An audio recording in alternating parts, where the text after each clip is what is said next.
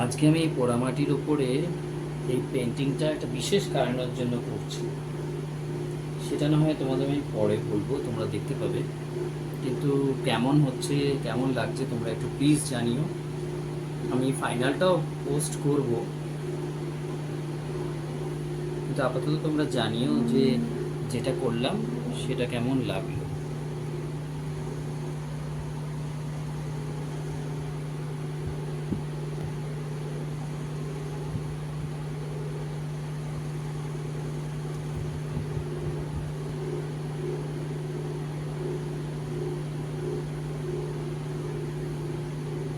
আরও একটা জিনিস, আমি কি বানাচ্ছি, কেন বানাচ্ছি এখন কিচ্ছু বলবো না, সব ক্রমশ প্রকাশ্য।